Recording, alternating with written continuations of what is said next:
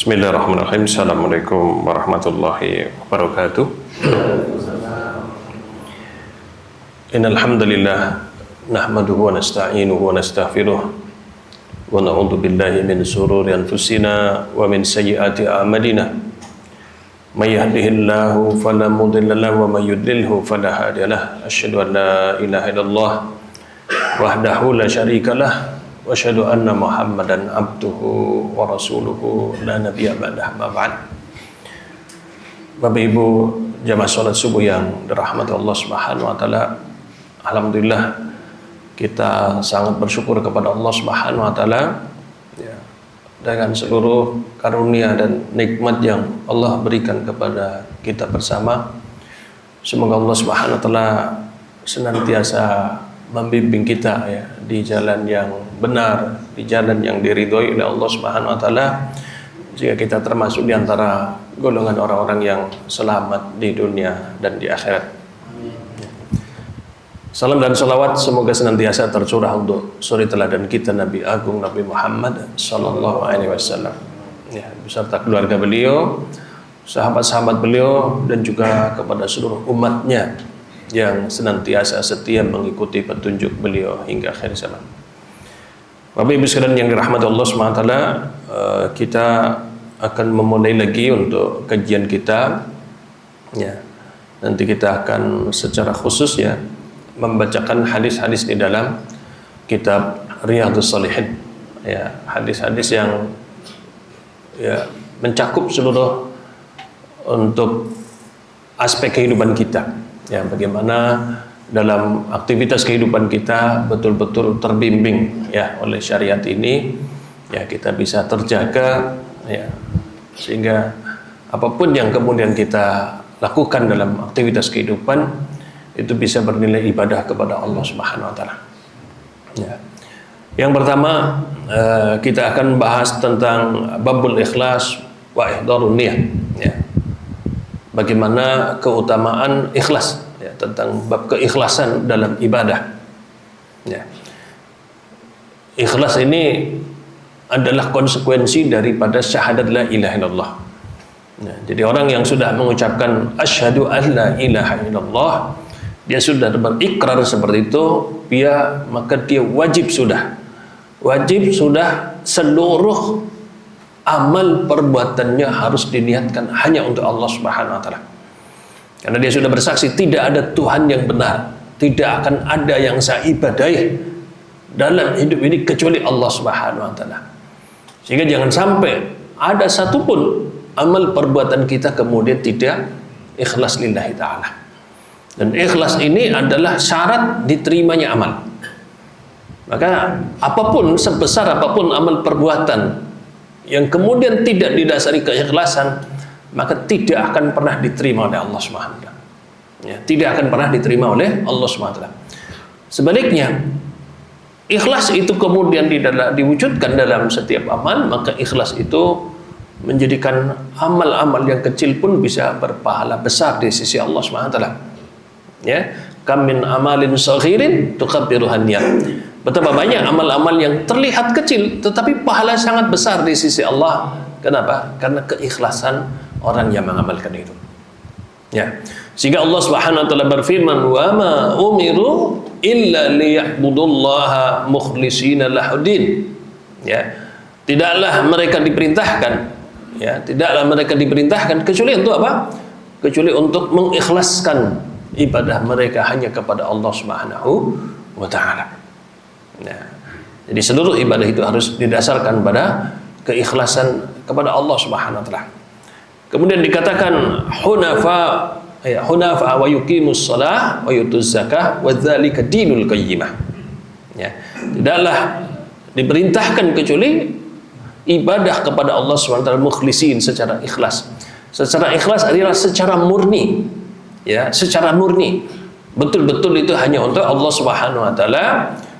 Kemudian hunafa wa yuqimus shalah.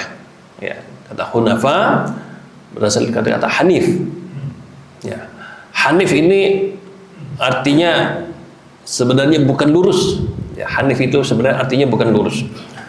Hunafa itu artinya orang-orang yang hanif adalah orang-orang yang di saat dia lihat kemungkaran, dia lihat perbuatan dosa, dia melihat perbuatan yang salah di depan, dia kemudian membelok.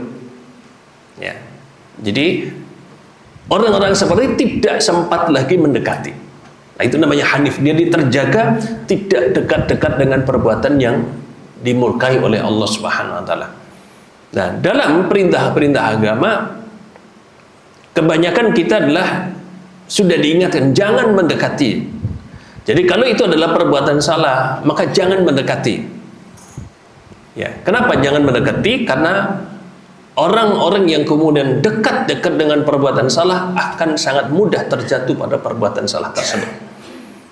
Tapi kalau kemudian kita waspada, kita jangan mendekati, maka itu akan lebih terjaga. Sehingga perintahnya jangan mendekati, jangan mendekati. Itu namanya hanif, ya. Jadi sebelum kita kemudian dekat dengan perbuatan itu, kita kemudian menyingkir, kita menghindar dari perbuatan tersebut.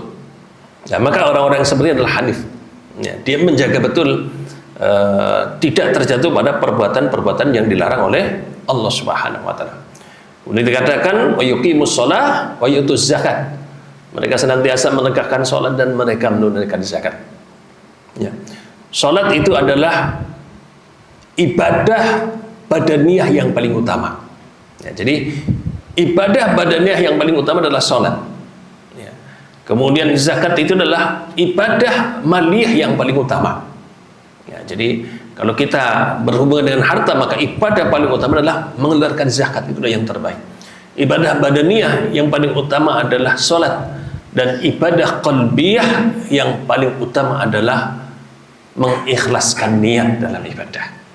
Maka ayat ini adalah ayat yang menjadi landasan penting di saat Allah mensyaratkan ibadah itu akan diterima oleh Allah Subhanahu wa taala, sehingga kemurnian ibadah. Ya. Orang-orang yang ikhlas dalam ibadah kepada Allah Subhanahu wa taala, dia memiliki indikator-indikator. Di antaranya apa? Di antara yang disebutkan oleh para ulama, yaitu ibadah mereka tidak terpengaruh ya dengan ujian, dengan sanjungan ataupun celaan. Ya. Jadi orang itu beribadah, orang lain mau komentar apa saja dia nggak ngaruh. Ya, dipuji-puji, disanjung-sanjung nggak ngaruh. Atau mungkin dirasani, ya, dijelek-jelekan, itu juga tidak berpengaruh. Kenapa? Dia sadar betul ibadah saya adalah menjadi rahasia antara diri saya dengan Allah Subhanahu wa taala. Ibadah kita itu tidak ada hubungannya dengan orang lain. Ibadah itu adalah urusannya kita dengan Allah SWT. Orang mau berkomentar apapun tidak berpengaruh, karena memang tidak ada kaitannya antara ibadah kita dengan pahala kecuali hanya dengan Allah Subhanahu wa taala. Sehingga orang-orang ikhlas adalah orang-orang yang terjaga seperti itu. Orang-orang yang ikhlas juga adalah orang-orang yang kemudian sama ibadahnya di saat di hadapan orang ataupun sendirian. Ya. Di saat dia sendiri seperti apa, di saat di hadapan orang juga sama apa yang kemudian diucapkan dan dilakukan itu. Itu menunjukkan keikhlasan orang tersebut. Nah, orang ikhlas adalah orang-orang yang kemudian dia betul-betul akan mendapatkan keberkahan dari amal perbuatannya itu. Di antara cara yang disebut oleh para ulama mengikhlaskan niat, contohnya misalkan sholat, maka yang pertama kita niatkan sholat itu untuk ibadah. Yang kedua, sholat itu kita niatkan hanya untuk Allah Subhanahu wa taala. Yang ketiga adalah kita melaksanakan sholat tersebut, kita niatkan menjalankan perintah Allah Subhanahu wa taala. Maka itu yang sempurna. Kita jadikan sholat kita sebagai ibadah. Yang kedua, sholat itu adalah kita niatkan betul lillahi ta'ala. Yang ketiga, kita melaksanakan ini semata-mata untuk menjalankan perintah Allah SWT. Dan ini berlaku dalam seluruh ibadah kita. Bapak Ibu bersedekah, jadikan sedekah itu ibadah. Niatkan itu hanya untuk Allah SWT, dan niatkan itu adalah menjalankan perintah Allah SWT. Maka orang-orang seperti ini dia akan merasakan betul keberkahan dalam hidup. Nah, kemudian para ulama menyebutkan tidak ada tips yang terbaik, tidak ada cara yang terbaik untuk mengikhlaskan niat kecuali apa? Kecuali merahasiakan ibadah itu sendiri. Nah, jadi Bapak Ibu yang ingin betul-betul ibadah itu ikhlas lillahi ta'ala dan mudah mewujudkannya, caranya cuma satu, rahasiakanlah ibadah. Ya. Rahasiakan ibadah. Ibadah itu ada yang bisa diketahui oleh banyak orang. Saya berceramah banyak yang tahu. Nah, maka ini mengikhlaskannya berat karena ibadah ini diketahui oleh orang. Yang kedua, ada ibadah yang hanya diketahui orang tertentu. Misalkan Bapak Ibu sholat tahajud, sholat malam, yang tahu paling cuma keluarga saja. Dan yang ketiga, ada ibadah yang orang terdekat kita pun tidak tahu. Seorang suami beribadah, istrinya saja tidak tahu. Seorang istri beribadah, suami saja tidak tahu. Maka ibadah yang seperti ini adalah ibadah yang paling ikhlas, yang paling menyelamatkan pada hari kiamat. Maka idealnya setiap muslim punya ibadah-ibadah yang dirahasiakan seperti itu. Itu menjadi rahasia antara dirinya dengan Allah Subhanahu wa ta'ala. Disebutkan di dalam hadis, salatul abdi fi baitihi ilal maktubah. Salat seorang hamba, hukum asalnya salat Bapak Ibu itu di rumah. Di rumah, hukum asalnya, kecuali salat wajib. Artinya apa? Sholat selain sholat wajib yang terbaik itu di rumahnya. Kenapa? Hukum asal ibadah itu sebaiknya dirahasiakan. Kalau di rumah itu jauh lebih dirahasiakan daripada di masjid. Kecuali sholat wajib. Kenapa sholat wajib? Sholat wajib tidak bisa dirahasiakan. Karena semua orang muslim sholat wajibnya sama. Ya.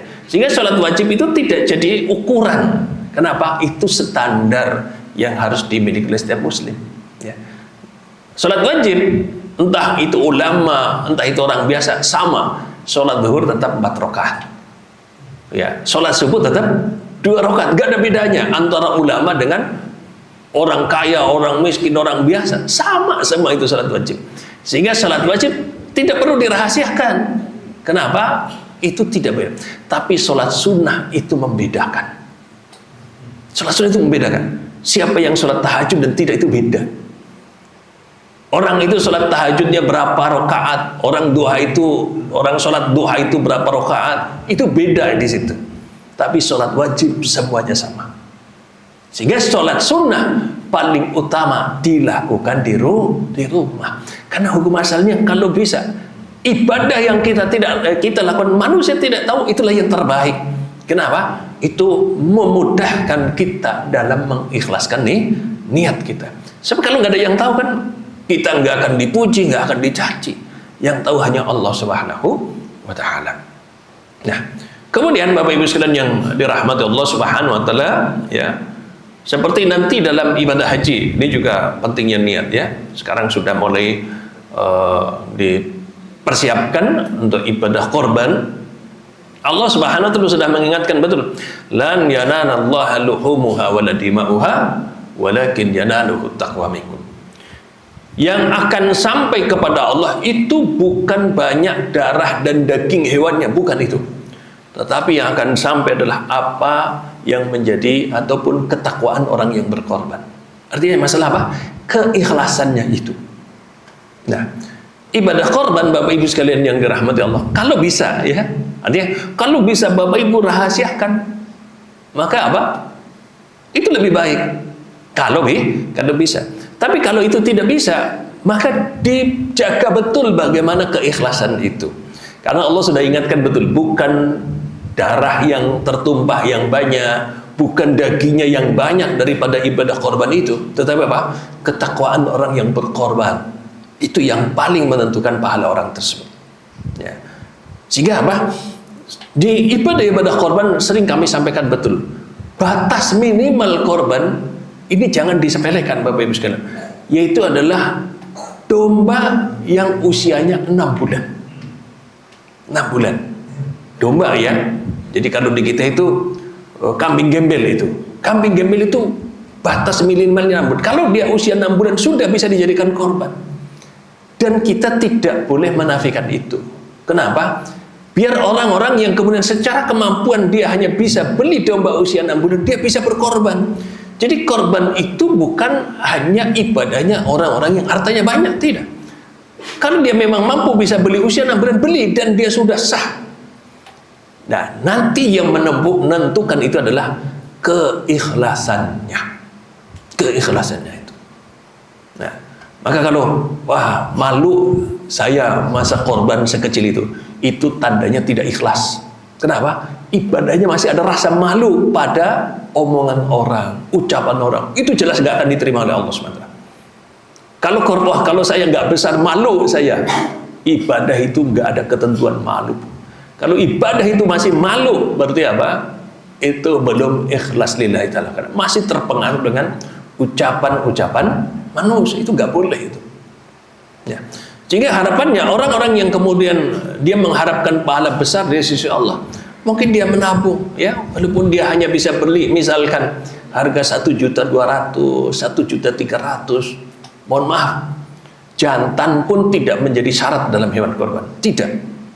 Jadi kalau orang itu mampu belinya betina, ya, kemarin saya itu beli itu domba betina bagusnya, dagingnya saya pesan ke pedagang, saya beli yang betina yang besar, berapa? 1,5 juta. 1,5 juta itu udah besar itu. Artinya apa? Boleh, mungkin kalau yang kemudian usia 6 bulan, 7 bulan, mungkin masih di bawah itu. Maka siapapun yang punya kemampuan, maka hendaknya dia berkorban. Ya, hendaknya dia berkorban, sehingga setiap Idul Adha itu begitu banyak saudara-saudara kita bisa menunaikan ibadah korban. Mungkin kalau dia misalkan udah saya mau korban di kampung saja misalkan, karena mungkin di kampung lebih membutuhkan usia, mungkin yang harga 1.200.000, 1 juta masih dapat di sana, nggak ada masalah. Ya, tidak masalah. Kenapa? Sekali lagi ibadah kita adalah urusan kita dengan Allah SWT. Dan Allah sudah ingatkan, korban itu bukan masalah banyaknya dagingnya, bukan masalah banyaknya darah yang kita tumpahkan dari hewan korban itu, tetapi Allah sudah ingatkan betul, yang akan sampai adalah keikhlasan orang-orang yang berkorban tersebut. Nah, kemudian yang seterusnya, Bapak Ibu sekalian yang dirahmati Allah Subhanahu wa taala, Allah Subhanahu wa taala berfirman, "Qul in tukhfu ma fi sudurikum aw tubduhu ya'lamhumullah." Ya, Allah ingatkan betul bahwasanya apa? Katakanlah wahai Muhammad, apapun yang kalian sembunyikan, apapun yang kalian tampakkan, maka sungguh Allah mengetahuinya. Jadi apa yang kalian sembunyikan dari apa yang ada di dalam hati kalian dalam setiap ibadah, ikhlas atau tidak, itu Allah pasti tahu. Ya, Allah pasti tahu. Begitu juga seandainya ibadah kita memang tidak bisa dirahasiakan dan orang itu tahu, tetapi Allah pasti akan tahu apa yang di dalam hati kita. Sejauh mana, sebesar apa keikhlasan kita, Allah tahu. Ya. Maka apa? Pada hari kiamat semuanya akan ditampakkan oleh Allah Subhanahu wa taala dari setiap amal perbuatan yang kita lakukan. Ikhlas ini seperti disebutkan oleh para ulama, ini mudah diucapkan tetapi sulit untuk diwujudkan. Tetapi apa? Tidak ada pilihan lain. Tidak ada pilihan. Namanya ikhlas dalam ibadah itu ya berat dan berat sekali. Gak ada namanya ibadah itu ringan, itu gak ada. Gak ada. Sehingga Allah Subhanahu wa taala berfirman, "Inna sanulqi 'alaika qawlan tsaqila." Saya akan bacakan kepada kalian perkataan yang berat untuk diwujudkan, yaitu adalah keikhlasan dalam ibadah. Tapi di saat kemudian kita menyadari betul keharusan ikhlas dalam ibadah, ya tidak ada pilihan lain. Bagaimana terus kita mengikhlaskan betul, mengikhlaskan ibadah itu betul-betul lillahi ta'ala, hanya karena Allah Subhanahu wa taala. Kita hanya mengharapkan ridho Allah Subhanahu wa taala. Ya, kita hanya mengharapkan ridho dan pahala dari Allah Subhanahu wa taala. Semoga Allah Subhanahu wa taala ya menjadikan kita orang-orang yang betul-betul mampu mewujudkan keikhlasan dalam ibadah, sehingga ibadah kita menjadi ibadah yang barokah, ibadah yang membawa kebaikan dalam kehidupan dunia juga dalam kehidupan akhirat kita. Semoga ada manfaatnya, kurang lebihnya tentu mohon maaf yang sebesar-besarnya. Mari kita akhiri. Subhanakallahumma bihamdik, asyhadu an la ilaha illa anta, astaghfiruka wa atubu ilaik. Assalamualaikum warahmatullahi wabarakatuh.